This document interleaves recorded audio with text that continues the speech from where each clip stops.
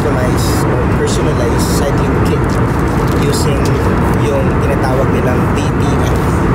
So, very common na to sa mga cycling enthusiasts na gusto nila personalize yung kits. In-order nila sa ibang country. And normally it takes like 3 or 1 month to have it. So this is one example ng kit na minodify natin. This is a local kit from Singapore. Oh, that's so I'm sorry. Okay, so why gusto natin siyang share? Kasi nagkaroon tayo ng idea na it's now possible to shorten the wait time kasi the technology is available sa Philippines. So kasama natin today sa story na to si Kin, yung friend natin from Angeles City. They run one of the biggest printing services. And yun yung pag-usapan natin.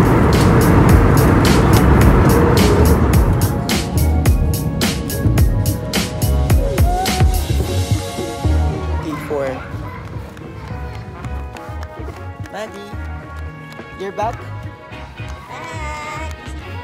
Say hi. Hi. Hi po.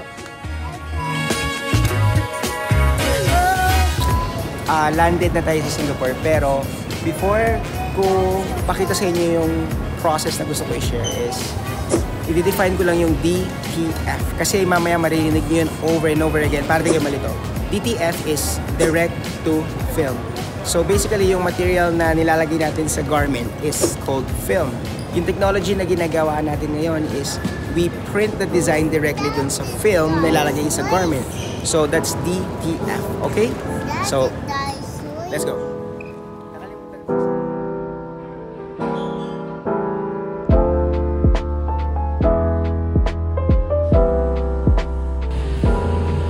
Magkukot siya ng puti. Kapal eh oh. Glue yan. Galing. Glue to. Ito yung didikit. Steed. Parang hindi pa kasi normal yung very common. DTF tawag dyan, no? Kasi right now, pagka gusto nyo magpa-customize ng jerseys, so ito yung example. Yung available right now is, if not mistaken, kailangan mo orderin online. Pero that will take you 1 month. Nakalimutan ko lang yung brand eh. Pero Stolen Goat is one of them. And then Monton is one of them. So, pagka nag-bulk order ka at gusto mo magpa-customize ng prints, dadaan siya sa ganyan process. And then, gagamit ka lang ng plain jerseys. So, ito yung example ng jersey na gagawin natin, which is for Cruise Control Singapore. Ang base jersey natin is from Loka, Singapore. So, which is good. Wala siyang logo right now, kaya pwede natin siyang patunganan. So that's the first process. And then later pa-explain natin kay Kin paano i-transfer yung printed logos na to sa jerseys natin. Tapos ito pala si Kin.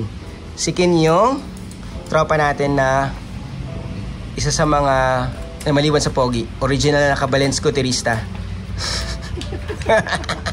Bago pa nauso yung mga nagmomotor na yan, ginagasgas niya ng kalsada. At bago pa nauso yung mga vlogger, nagpa-vlog na yan. No? Ako yung pinakaunang naka-GoPro sa Pilipinas. GoPro 4, nakasabit na yun sa BMW niya. Ay, oo. In-order ko yun sa Amerika.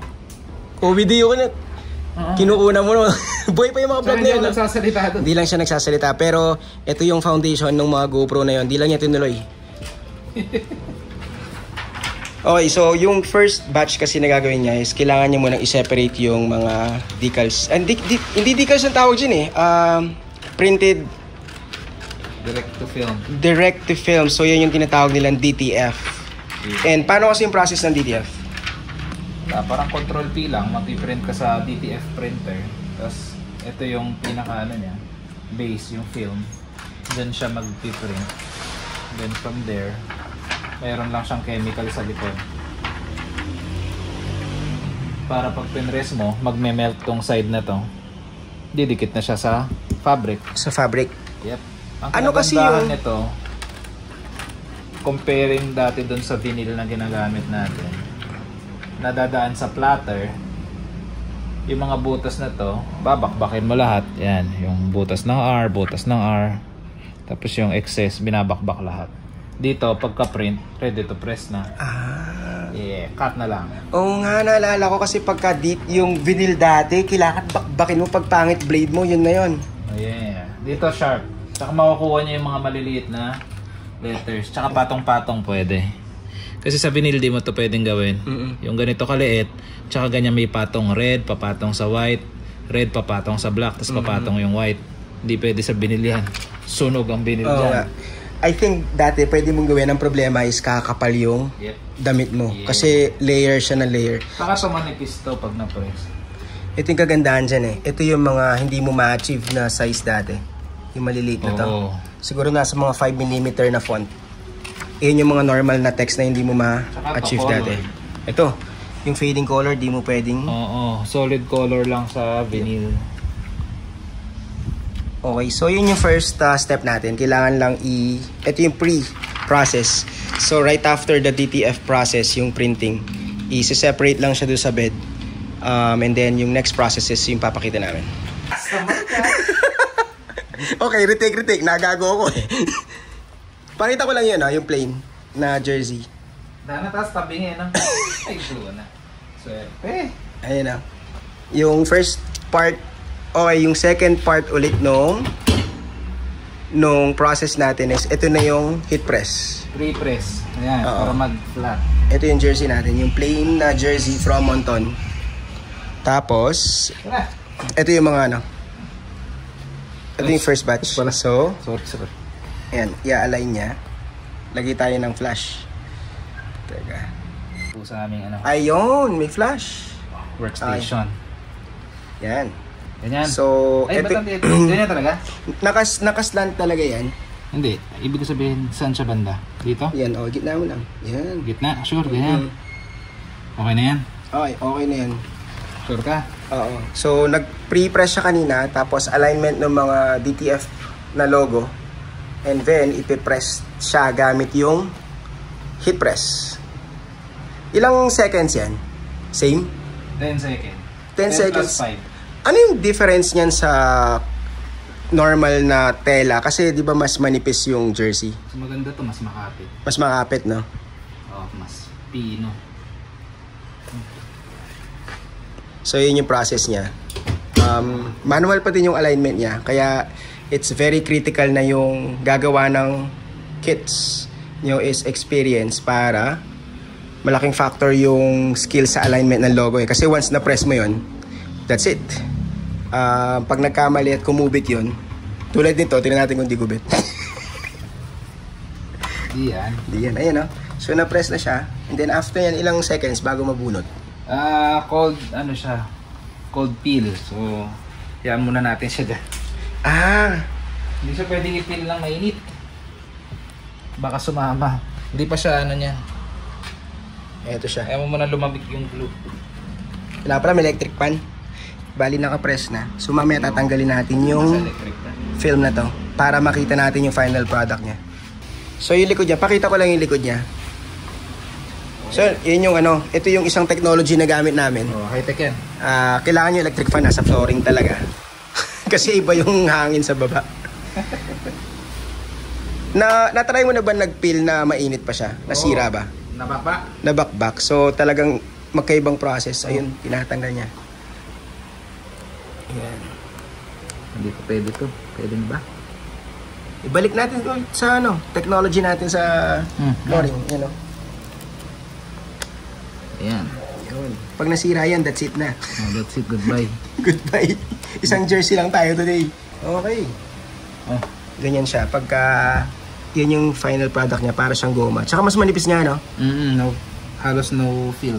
Halos no feel. Compared dun sa mga sinaunang ginagawa dati na vinyl, mafe-feel mo talaga na may printed na napinatong dun sa material. Bakit kailangan pang i-press ng pangalawa? Para maluto ng glue talaga.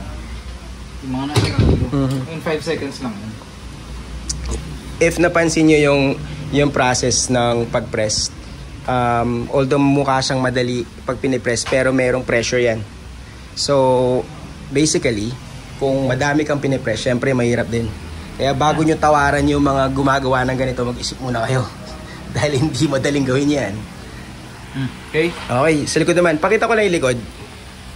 Yung likod niya is ito, blanco. Lalagyan din natin ng cruise control sa likod na malaki para pag nakatalikod tayo, ma-identify pa rin yung jersey. So, kasya naman siguro. So, bali, ito yung likod. Yeah. Mahaba. Ano na? Oo, siya. Saan? Yan, saan? Doon sa taas. Doon sa taas. So, ito yung isang logo natin. Sa taas siya.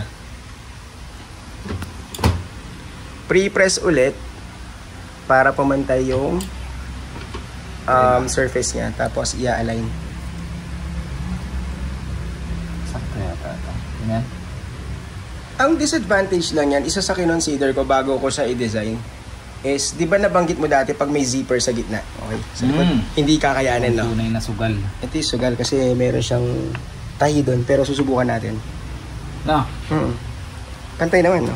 Pirma ka muna sa ano natin. Sa waiver. Pag pala nandun sa design process, kailangan sa design process pa lang mag-agree na kayo na yung mga logos is within the non-stitch areas lang, no? Gusto mong ibabad pa ng mga 30 minutes na press? Pag angat mo, wala na. Nag-string na yung jersey. Nakasulat. Natunaw na yung jersey, no? Ayun siya.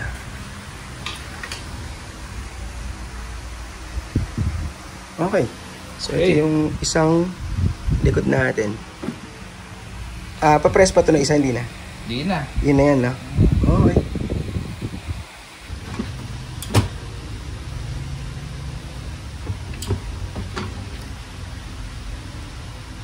Malaki yung jersey. Mas madami kang may iwasan na tahi. Medyo mas critical. Tingnan mo yan, kumpara mo yan. Hindi na ito, kapal, oh. Kapal. Pero parang binil naman yan, eh. Oo, binili. Yung mga sinauna. Ang problema niyan, ilang laba lang. Tanggal. Yan yung mga natutuklap. Kaya pansin mo kahit mga branded tulad ng Rapa, PNS, makita mo ilang gamit. Nagtutuklap or nag-ano na. Parang nagbabasag-basag. Parehas lang cruise control. Parehong cruise control. Pababa, pataas? Pababa. Baba. Pababa. O, pag ganun. Para pagkaroon yung basa. Paano ba dapat yan? Okay na yan. Hindi, yung loka niya. Paano eh? Dapat pa ganun. Yung loka niya baliktad. O, pataas. Lumo ko eh. Ayan. Dali lang. Okay. Kamay ko na lang ano ko. Hindi, hawakan ko. Ito. Hawakan ko doon para wag gumalaw. Ano ko pa lang naman. Pucha, mainit pala yung bakal sa baba nito. Hayop ka. Bakal yung ilalim. Ang init. Ano? Ang init ng bakal. Gumamit ka ng sinas. Parang umawak sa plancha. Oh. Saan? Pwede na ito? Okay na yan. Para, ano siya, pantay. Yan. Para magmukha siyang, kasama talaga ng logo. Okay, tapos na. Pakita mo. Angat natin. Dito ako sa may ilaw. Bali, ito yung isang jersey na plain white. Nilagyan natin siya ng biomechanics tsaka the Fat Kid. Tapos ito, logo niya na talaga yan. And then yung likod, ganyan siya. So, meron siyang CRZ Singapore. Yun yung mga inad natin. So, pwede siya sa puti. Tapos, pag colored naman yung kit, parang ganun, pakita natin yung green, yung kay Coach. Ang ginawa naman natin kay Coach is, sa minimalist, sinundan natin tong monton. Nilagyan natin CRZ. Tapos, CRZ dun sa side. And then, meron siyang Walser na logo sa sleeves. And then, CRZ dito at CRZ Singapore. So, pagka colored naman siya, pwede. And then, lastly, yung kay Tom is combination ng white and green. Ang ginawa namin dito is black logo doon sa white and then yung logo ni Tom sa green, which is, pansin nyo, kahit dark yung base, lito pa rin yung logo. And then, Walser ulit sa sleeves. So, tapos sa harap niya, minimalist. Logo ng biomechanics and then cruise control sa side. Then, para may idea kayo, pwede siya sa mga dry fit na t-shirt tulad nito. Pakita natin yung dry fit. Dry fit. So, pag dry fit, ganyan siya. Sa mga, pagka, ito, meron siyang logo doon. So ginamit ito sa isang duathlon event sa La Jolla. So pwede siya sa running gears din, no, sa Sando. Yeah. O yan, ganyan lang yan. So pagka interested kayo, base sa Angeles Sikin, tapos paano siya nako-contact? Facebook. Home Sprinter. Home Sprinter, hindi sa personal account. Yeah. Okay. Sa rates, kausapin nyo na lang siya. And then basically, yan yung process ng jersey pag gusto nyo siyang i-customize sa sarili nyong logo. Okay, tapos na. Game. Yeah. Ciao.